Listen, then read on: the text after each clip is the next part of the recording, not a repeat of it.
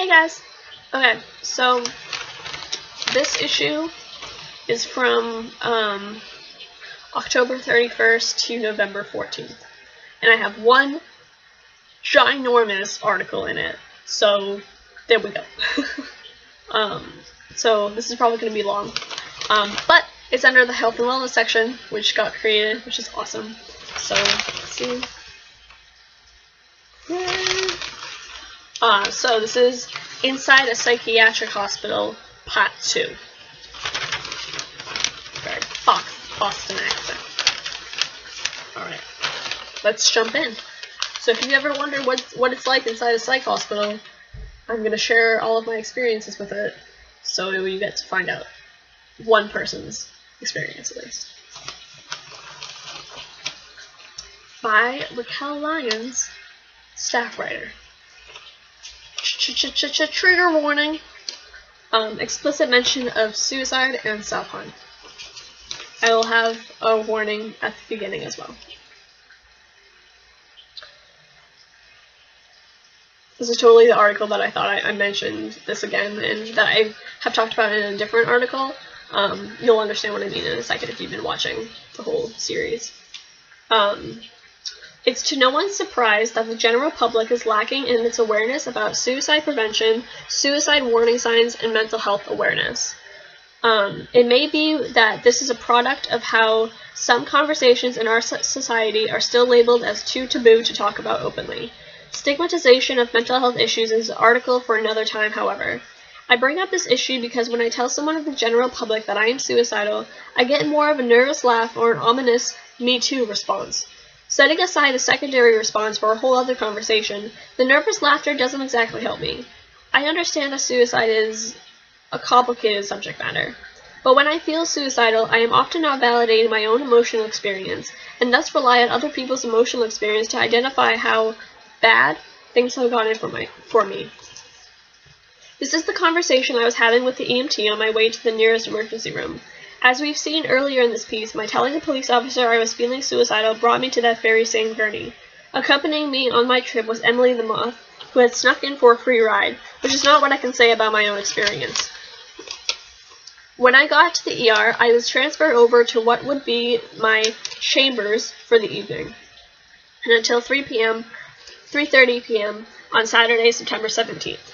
It was a wall room with a simple chair, a bed, blankets, and a moving table. The black object placed behind plastic turned out to be the TV, with its accompanying remote control on the wall itself. Below the TV was a window, and the door itself had a window looking in as well. I read the "This room is under video surveillance" sign a good 200 times during my stay there. Bodily fluids were sampled, and I was to shed my civilian clothes and change to the Johnny they had there. At other times, it's been scrubs.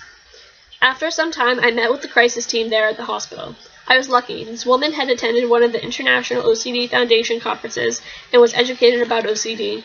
She therefore understood more of what I was telling her about my own experiences. Due to the action I had taken of speeding and my previous history of suicide attempts, it was ruled, unsurprisingly to me, although I was reluctant, that I'd be hospitalized. The next action was to wait for a bed to open up at a nearby psychiatric hospital. And so began the countdown. Here I was, alone in a room, under surveillance, a remote control for some unimpressive TV channels on the wall of my room, which meant I wasn't getting up to turn it on, with limited staff in the evening shift, and with all the time in the world to obsess and fixate on my thoughts. It should come as no surprise, then, that at some point the following morning I was twice as suicidal as when I had gotten in. I got to continue texting friends up until 11 p.m., which helped until I had to hand my phone over. It was also helpful that I received a couple of loose coloring pages, a word search, and some crayons. I got to scrawl out the phone numbers of friends I could contact while in the hospital on the back of the word search page, which was a Finding Nemo one. But once without a phone and without contact with the outside world, I was left to replay the incident with the police officer over and over in my mind. I was shrinking internally from sheer boredom. My brain would not shut up for the life of me, and over I thought about the ways I could hurt myself based on what was available to me in that small room.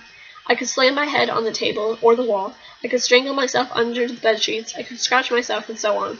I spent hours thinking of this, wide awake at 2 in the morning until 3 a.m., when I played 5 questions with one of the nurses and got a melatonin, a sleeping aid.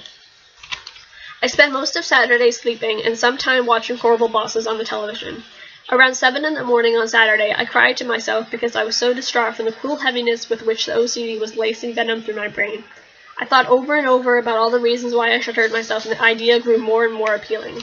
I don't even remember what manure my brain was feeding me, but I know it had to do with reasons why I should let go of my life and just kill myself.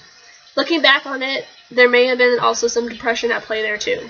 I didn't want to feel like I had to act on it, but I couldn't validate myself for being serious if I was feeling suicidal and did not act on it. It seemed to lose its seriousness if there wasn't any action taken. Like it didn't matter and was no big deal.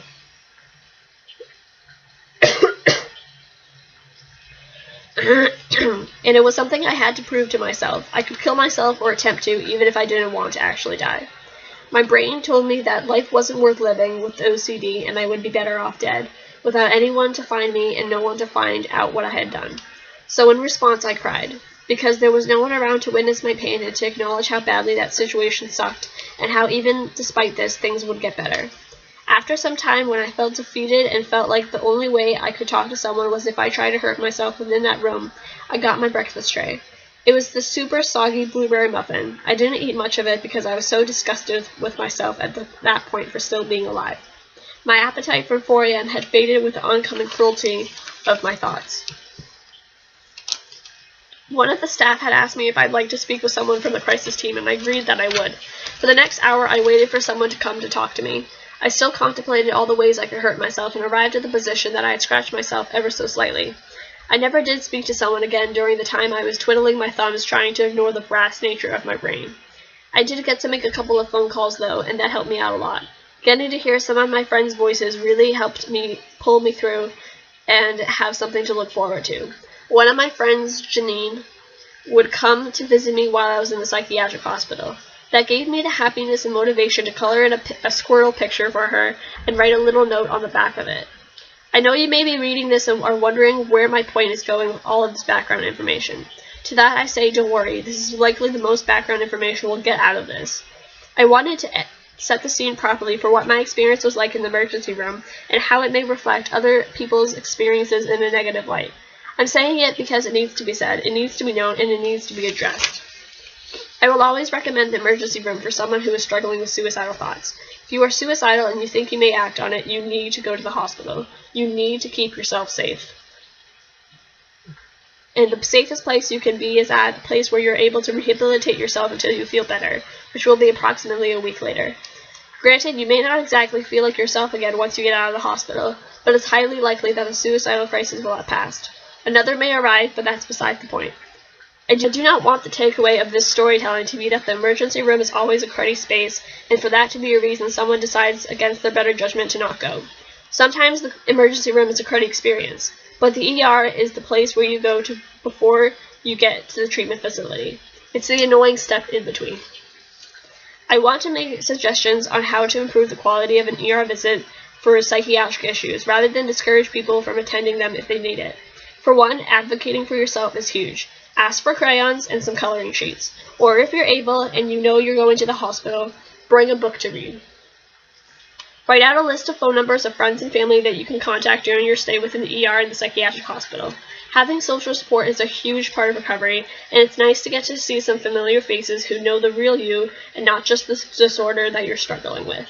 If you're able to, have someone accompany you to the ER, whether that's a friend or a family member. This will stave off some of the boredom and sheer emotional weight that you may experience while staying in the ER. I know in my first hospitalization I had my father with me in the ER, and that helped out a lot compared to the times when I was alone. If you're able to plan even a little bit ahead of your hospitalization, I recommend bringing some type of backpack with some books to read, coloring utensils, and coloring books, as well as some clothes without strings for when you get to the psychiatric hospital. They'll keep your stuff away from you, and it'll come with you during transport, but at least you'll have some clothes to change into when you get to the psych hospital. I also recommend bringing something that reminds you of better times. For instance, I brought my stuffed animal with me while I was in the psychiatric hospital because it was something physical for me to hold on to.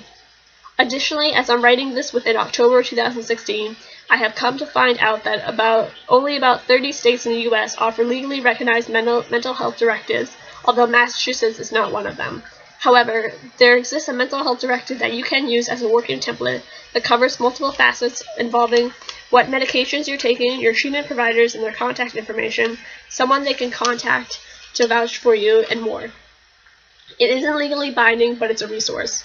If you can't find it online, you can try and track me down and I can make a copy of it for you. Lastly, referring back to the first tip, advocate, advocate.